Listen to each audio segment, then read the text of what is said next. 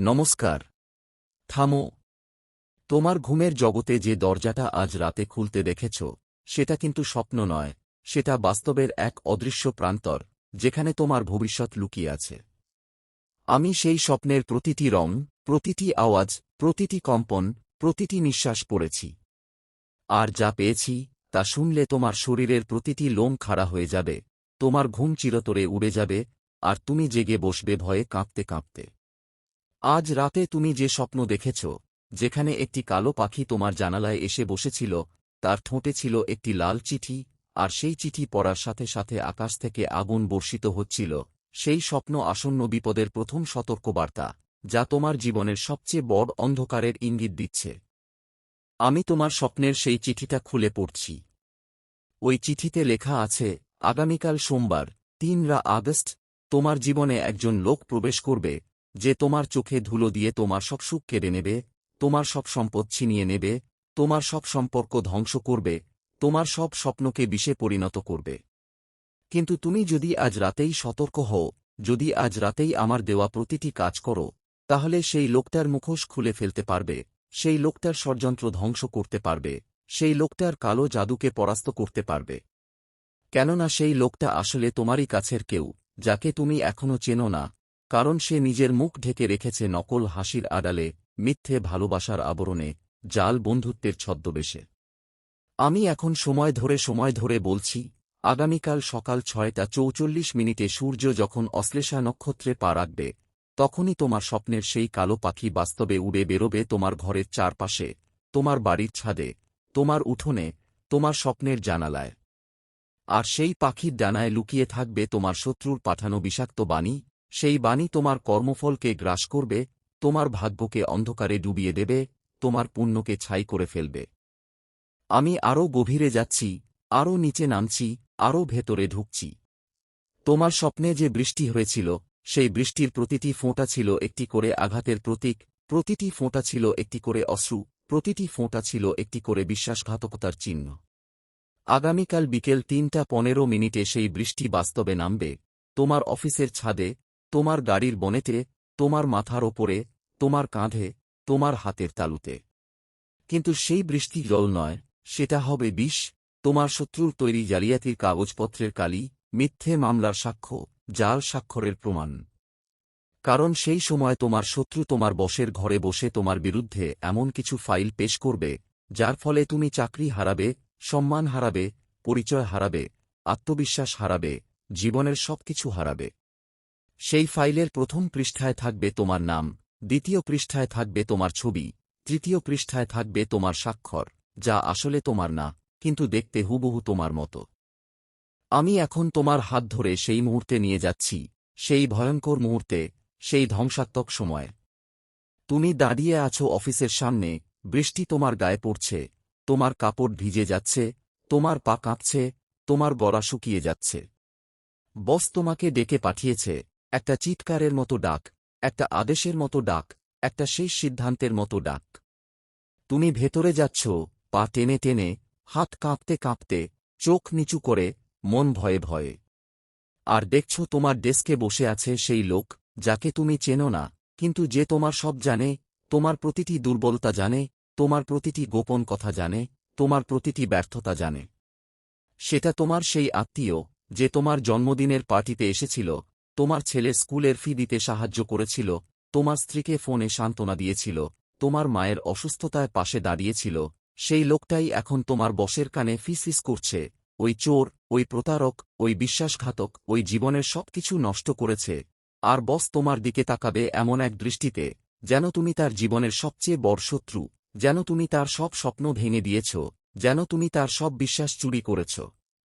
কিন্তু তুমি যদি আজ রাত 11:32, ঠিক সেই সময়, সেই মিনিটে, সেই সেকেন্ডে, তোমার বালিশের নিচে রাখো একটি সাদা কাপড়ে মুড়ে একটি আমডার পাতা, 3 ফোঁটা গঙ্গাজল, এক চিমটি সিঁদুর, আর একটি লাল সুতো, তাহলে আগামীকাল সেই বসের চোখ খুলে যাবে, বসের মন পরিষ্কার হয়ে যাবে, বসের সিদ্ধান্ত বদলে যাবে, বসের রায় পরিবর্তিত হবে।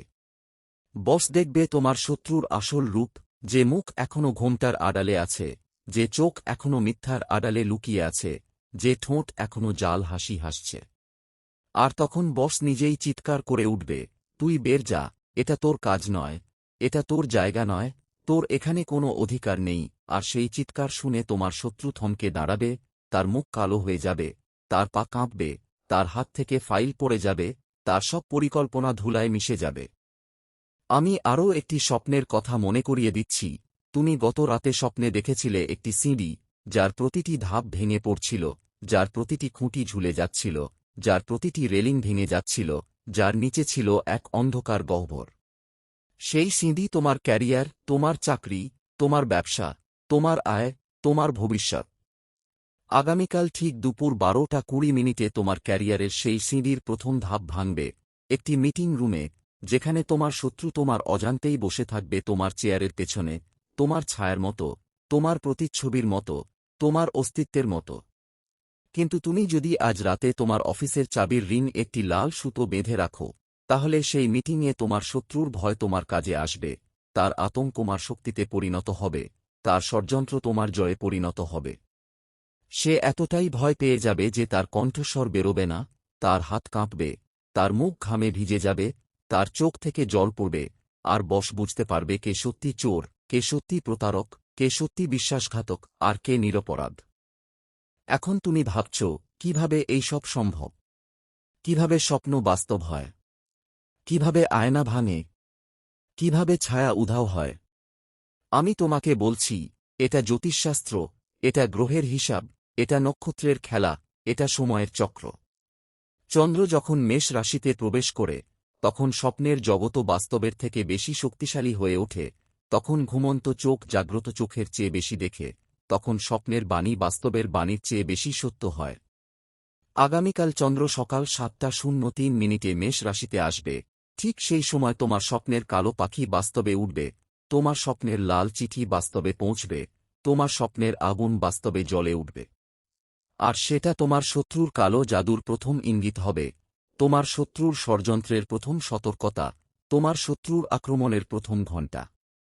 তাই আমি তোমাকে একটি গোপন কাজ করতে বলছি, আজ রাতে ঘুমানোর আগে তোমার জানালার গ্রিলে একটি ডালিমের খোসা ঝুলিয়ে রাখো, কারণ ডালিমের খোসা কালো জাদুর প্রতিরোধক, শত্রুর মন্ত্রের কবচ, অশুভ শক্তির ঢাল। যারা করবে, তাদের স্বপ্ন রক্ষা পাবে, তাদের ঘুম নিরাপদ থাকবে, তাদের ভোর সুন্দর হবে। যারা করবে না, তাদের স্বপ্ন বাস্তবে পরিণত হয়ে বিপদ ডেকে আনবে, তাদের ঘুম ভেঙে যাবে চিৎকারে, তাদের ভোর হবে অন্ধকারে।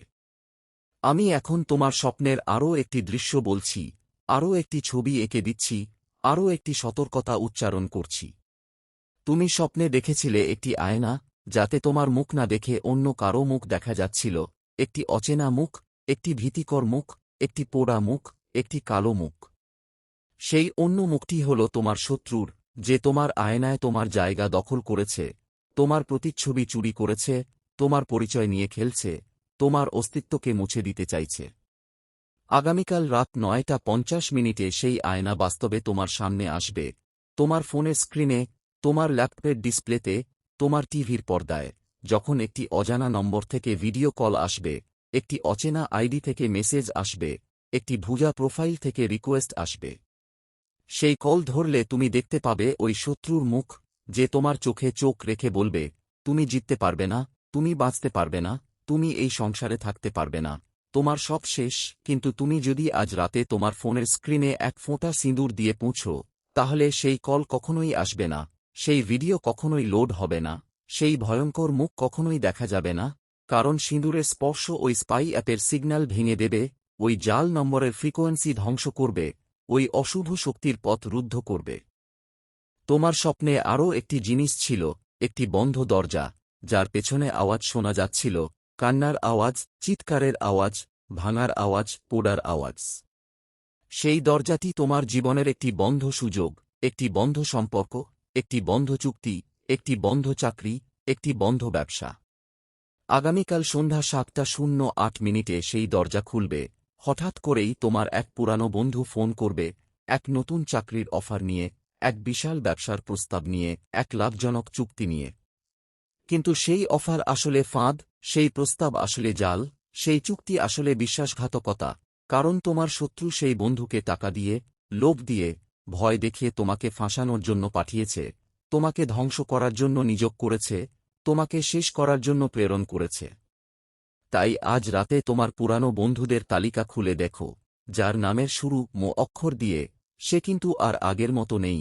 তার চোখে এখন টাকার লোভ, তার মনে এখন শত্রুর ভয়, তার হৃদয়ে এখন ঘৃণার আগুন, আর সেই আগুন তোমাকে পোড়াবে, সেই লোভ তোমাকে গ্রাস করবে, সেই ঘৃণা তোমাকে শেষ করে দেবে।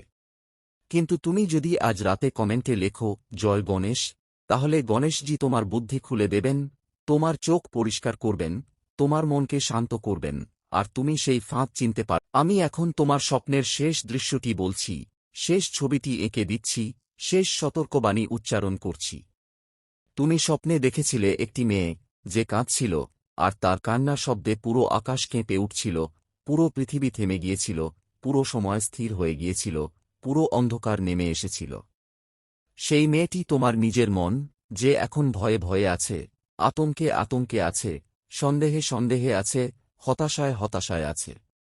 কিন্তু ভয়কে জয় করো, আতঙ্ককে পরাস্ত করো, সন্দেহকে দূর করো, হতাশাকে বিদায় করো, কারণ তুমি মেষ রাশি, তুমি যোদ্ধা, তুমি অগ্নি, তুমি আগুন, তুমি কখনো হারো না, তুমি কখনো থামো না, তুমি কখনো নত হও না।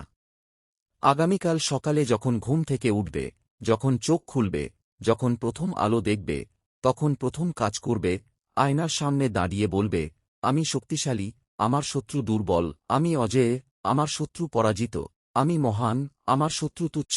এই কথাটি 3 বার বলবে, 3 বার উচ্চারণ করবে, 3 বার স্মরণ করবে।